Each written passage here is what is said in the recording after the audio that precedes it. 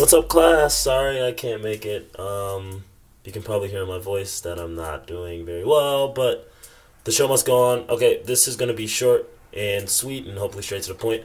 It'll be more review of what we did yesterday with systems of inequalities.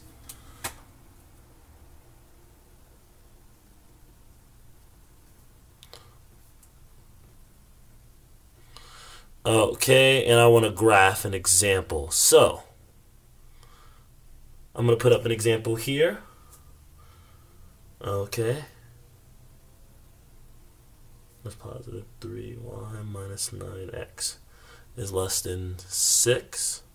Okay, so that's my top equation, and my bottom is going to be y is less than or equal to negative 2. Okay, I'm going to create a grid over here. We have grid paper, so you can still use that, but we want to make sure to be accurate.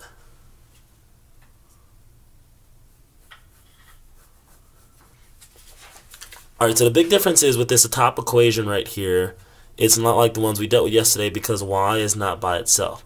So before we graph, we got to get y by itself. So I'm going to do that over here. Rewrite this equation out. And we're going to isolate for y. So I'm going to add 9x to both sides. Okay, that gives me 3y is less than 9x plus 6. Then I'm going to divide 3 on both sides. And that's going to give me y is less than 3x plus 2. Right, so I'm dividing 3 by both. So that 3 should be right there. Okay, so that's my first graph, okay? And I'm going to do this in blue.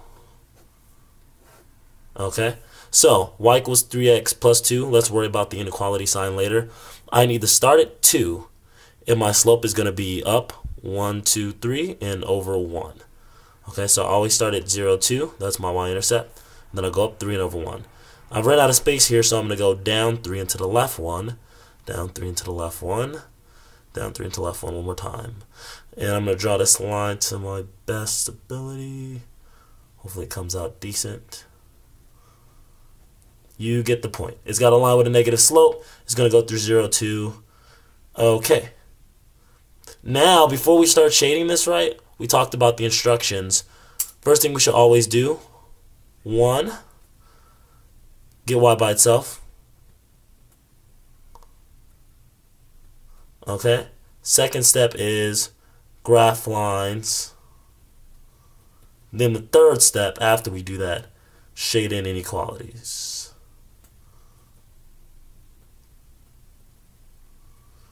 Okay. So before I worry about shading this, let's graph this y is less than negative 2, and we're going to do that in red. Okay, so that's going to be a horizontal line because of Hoivux. Remember that. So horizontal y equals, right, no matter what my x value is, y is always going to be equal to negative 2. And this is going to be a solid line.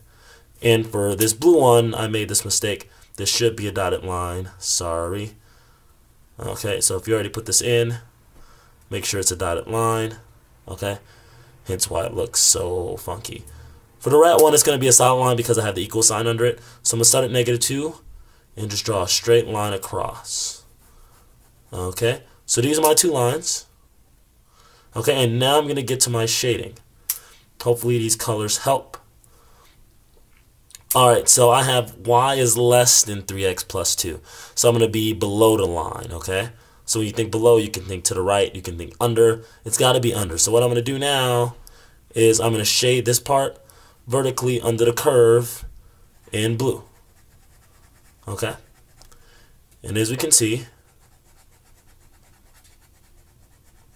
doesn't look very good, but you get the point. Let me shade in a little more here. Okay. So this is the part under my line 3x plus 2. Right, so I just graphed that inequality, stuff we've done before. Now we're going to graph the second half, and the second half is y is less than negative 2. So below the line, because it's y less than, I'm going to shade in red. Right, and you can see that when I'm shading this one, right, I'm not going to shade above this line. So naturally, the overlapping area is going to be my solution set. Okay, so the part that has red and blue is my solution set. The blue is just the top part, but it doesn't include what overlaps in both. So people were talking about quadrants yesterday, and it's good to think about quadrants, right? But this is more importantly about the area that works for this graph. So if we're looking at this, we can see that it's negative in y and positive in x. So if we wanted to check that a certain pair of values could work, we could do that. So let's go ahead and check that. Let's think of x equals 3 and y equals -4. Okay, so I'm going to check 3, -4. So I'm going to plug that into this system right here at the top. Okay, so I'm going to get 3 times -4 minus 9 times 3 is less than 6. I'm going to simplify that. That's -12 minus 27 is less than 6. -12 minus -27 is -39. And that is in fact less than 6, so that's true.